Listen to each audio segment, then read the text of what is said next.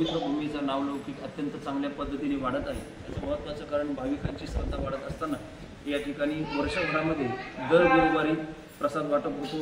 त्याचबरोबर महिन्यातील पौर्णिमेलाही प्रसाद होतो। गुरुपौर्णिमा, दत्त जयंती या ठिकाणी धार्मिक आणि आध्यात्मिक उत्सव मोठ्या प्रमाणात केले जातात। त्याचबरोबर वर्षातून एकदा या भूमीमध्ये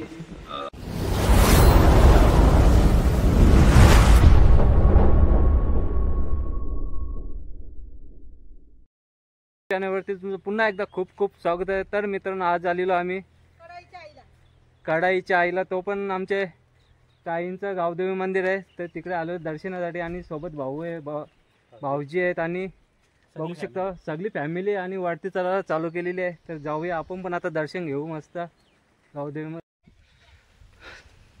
चला मित्रांनो, बघू शकता पायऱ्या पण आहेत, डोंगरावरती चढायचं आपल्याला। थोड्याशा पायऱ्या आहेत, आपल्या पूर्ण फॅमिली आज आलेलो आम्ही दर्शनासाठी। ताई घेऊन आलेले आम्हाला मंदिर दाखवलं, अजून जाणार आहे अकलापूरला। आणि इकडचा बघू शकता नजारा किती मस्त आहे, डोंगरावरून दिसतं आणि खालची जमीन दिसते आमची, ती ताईचीच आहे।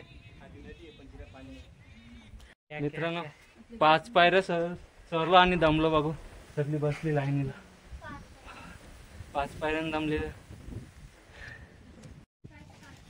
मित्रांनो बघू शकता गावदेवी आई ताई पूजाला बसले, पूजा करते।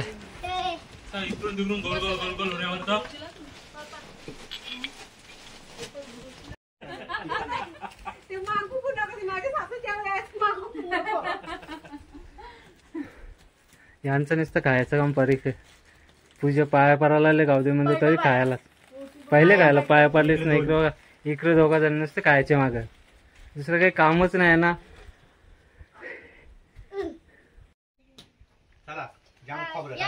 जाम खोबरा खाल्ले त्याला। मित्रांनो, आपल्या गावदेवीला प्रसाद नारळ फोडला ना, प्रसाद तो फोडला इथं पूर्ण प्रसाद खाऊन हे बघ बसल्यान सुस्तावले, पूर्ण सुस्तावले। आम्ही पण खाऊ प्रसाद एकदाच खायचं असतं। तुम्ही आका नारळ का बोला इथं उपास म्हणून आका नारळ 5 नारळ बोलली, तर 5 नारळ घाल तुम्ही, माहिती आहे का? चला घरी ना जायचं आता आपल्याला, मल्यान जायचं तिकडे नवीन डाळिंबाचं दत्त मंदिरला नंतर जाऊ ना। नंतर म्हणजे आता इच्छा जाताना रस्ता पहिला मंदिरच भेटणार आहे, दत्त मंदिर पहिलंच भेटणार आहे। मग आपले मला कुठे भेटेल ते डाळिंबाचं उसाचं विसाचं? नक्की ना, नाही तर डायरेक्ट घराने आला तुम्ही। भाऊजी आहेत ना, थांबाल ना, थांबाल ना, पण थांबाल ना। सीताफळची झाडं भेटली का? ती कापसामध्ये ढकलेली का होती, झाडांना लावलेलं पेरू होतं ते वरून डाळिंबाला येणे म्हणून, तेलकटपणा येऊ नये म्हणून। ओके ओके, ते प्रोटेक्शन, डाळिंबांसाठी प्रोटेक्शन। चला मित्रांनो, आता आम्ही गावदेवीचं दर्शन आमचं झालेलं आहे। आता चाललो आम्ही अकलापूरचं दत्त मंदिर आहे, तिकडे जाणार आहे दर्शनासाठी। मग तिकडनं गेल्यावरती आम्ही जाणार आहे आपला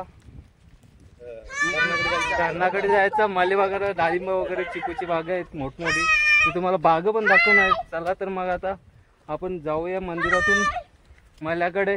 आणि रस्ता भरपूर भयंकर आहे, तुम्हाला दाखवतो रस्ता पण आता।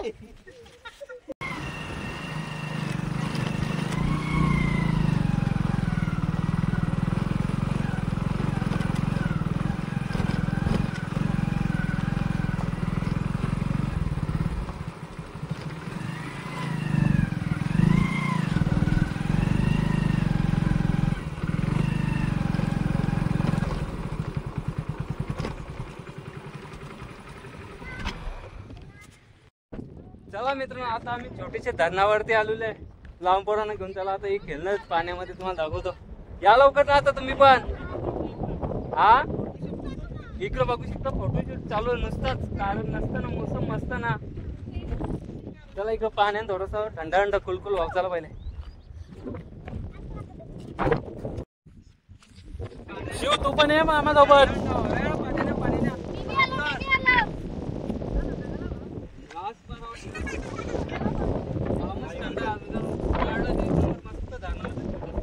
अरे तू पण उतरली?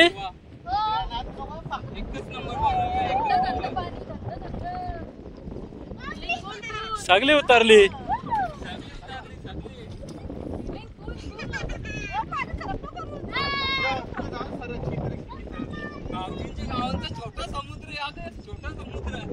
कट टू कट भरले ना लेवल बघ ना. संध्याकाळी आपण इथे चिंबोऱ्या ना मस्त चिंबोऱ्या भेटतील इथं. चिंबोऱ्या भेटतील ना बरे. हा भाऊजी चिंबोऱ्या भेटतील का इकडं? खेकडा खेकडच नव्हे तर चिंबोऱ्या कुठच्या माहित पडतील. भेटतील ना. भेटतील का?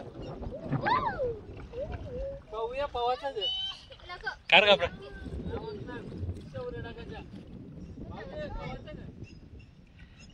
तुमची तयारी आहे. कसं का ना असं आपल्याला का वाढलं का सुका वाला का सुखा बोलत.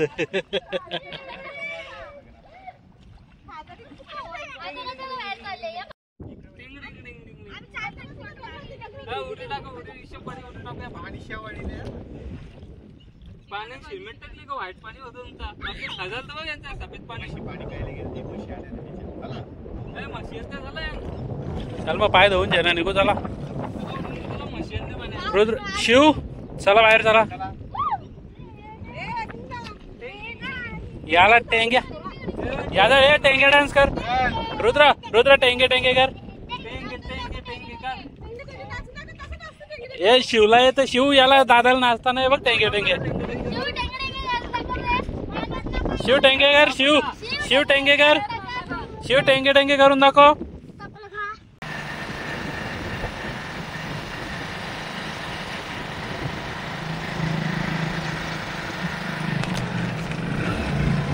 अकलापूरच्या दत्त मंदिर मध्ये स्वयंभू मूर्ती आहे. ते आपण दर्शन घेणार आम्ही फॅमिली पूर्ण. चला आणि भाऊजी पण थोडीफार आपल्याला माहिती सांगतील मंदिराची. तर जाऊया मग आता मंदिरामध्ये दर्शनाला. परिसर पण दाखवू आपण. चला मित्र आता पहिले आपण दर्शनाला जाऊ. मंदिर उघडं आहे आणि बघू शकता परिसर पण एकदम मस्त आहे दिसायला. निसर्ग रम्य एकदम वातावरण. गाय बी समोर. पहिला आपण दर्शन घेऊन येऊ. चला पहिले समोर गाय. दर्शनाला जाऊया पहिला.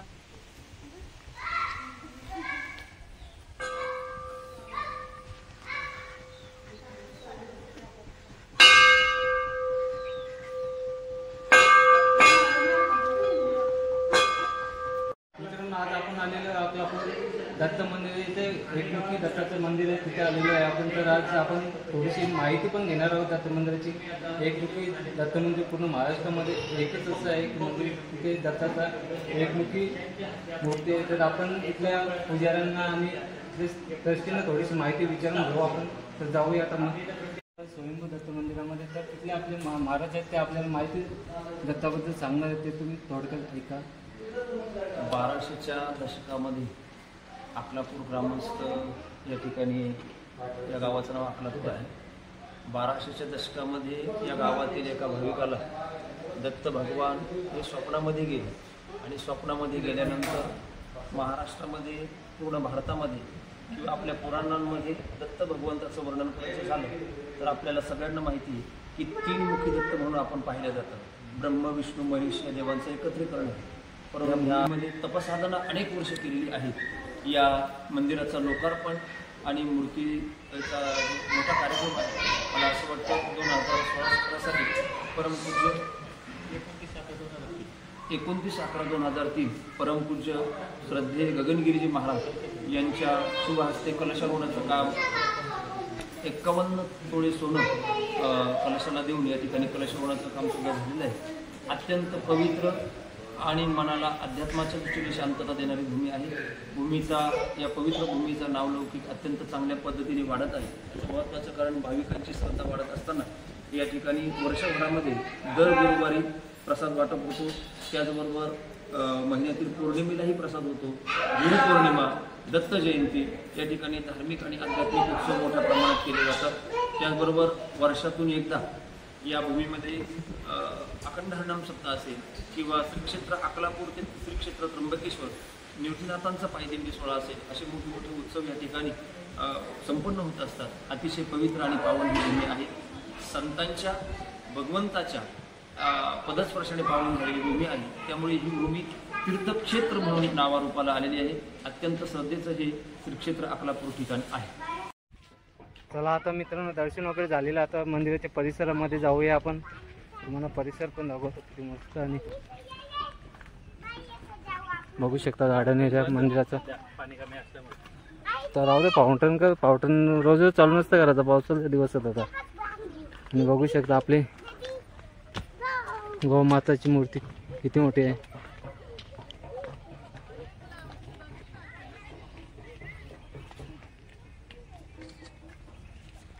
कसली मोठी आहे आणि किती मस्त वातावरण आहे, शांत. उमरायला बघ, खातं का उमराची झाडं ही बघ. पिकले ना उमराची झाडा, उमराची फला. खाते का बोलता उमराची झाडा? अरे भाऊजी खाते का उमराची झाडा? आता उमराची फला खाते का? इतरांना उमराची झाडा खाते का? जंगलाला शुद्ध बोलल्यावर बायचान्स मिस्टेक होतं. आणि इकडे दर्शन होऊन घेऊन आलेले बघू शकता आणि शांत बसलेत. फक्त आयगाईच दुसरं काही हेच नानावर आहे. यो फेमस शब्द. जाम मजा गेली. इकडे गेले जाम मजा गेली. वा वा. थंड वातावरण देवाचं. हे आपण मंदिरात गेलो होतो ना आता, तर आपल्याला असं कळलं का हे हनुमान वृक्ष आहे आणि ही जी झाडं आहेत ना ही जळगाववरून आणलेली आहेत.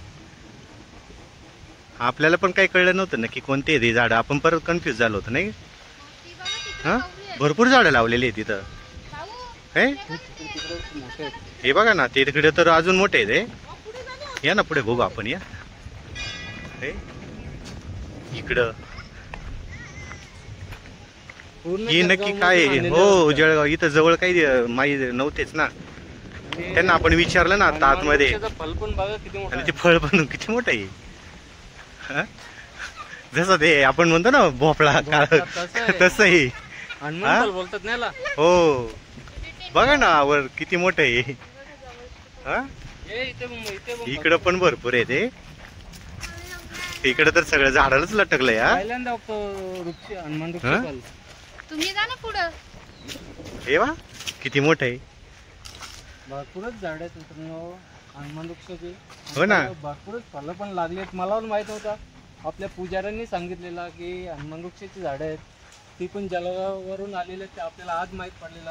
आणि आजच पहिल्यांदा बघतोय हनुमान वृक्ष आणि हनुमान वृक्षाची फलं पण असलेलो आहे. आणि भाऊजी आणि ताईंनी फसवलेलं आपण डाळिंबाच्या बागेमध्ये घेऊन जाणार ते आम्हाला तर नाही घेऊन गेले, डायरेक्ट थांबाला घरी आणलेलं आहे. तर आता मित्रांनो भरपूर कंटाळा पण आलेला आहे ना. इथंच ब्लॉग एंड करतात. जर तुम्हाला ब्लॉग आवडला असेल तर नक्कीच लाईक करा, शेअर करा, सबस्क्राईब करा. Bye bye.